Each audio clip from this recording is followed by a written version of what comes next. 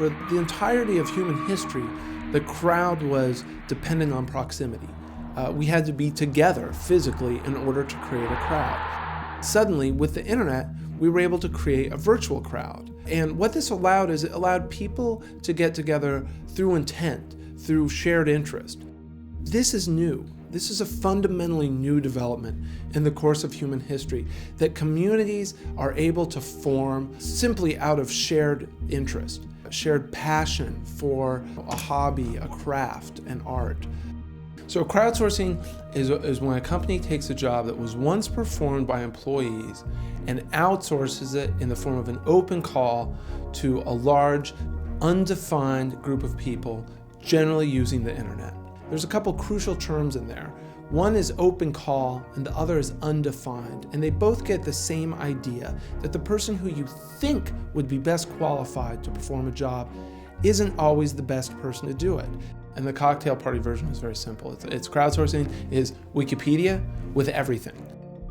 Photography is a great example because it's what I think of as the canary in the coal mine. What's happened over recent years in photography is the advent of three separate developments. The first is the digital camera, the cheap, affordable SLR digital camera. The second is photo editing software, which has become easier and easier to use. And the third, of course, is the internet. And so the quality level of stock photos produced by amateurs essentially reached an equilibrium with those created by professionals. What happened was that stock photos were no longer a scarce commodity. They became an abundant commodity. Instead of charging $300 per stock photo, they charged $1. And as you can imagine, the demand for a commodity that had been marked down by 99% was huge.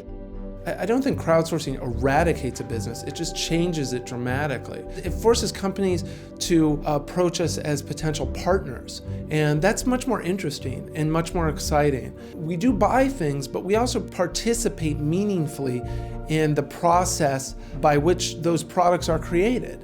What we see with these successful forms of crowdsourcing is that they came up organically from the people formerly known as customers, from the people formerly known as the audience. The technology is so good that it's become easier for people to become very good. And then finally, the emergence of online communities. I like to think about the online community as kind of the building block of crowdsourcing.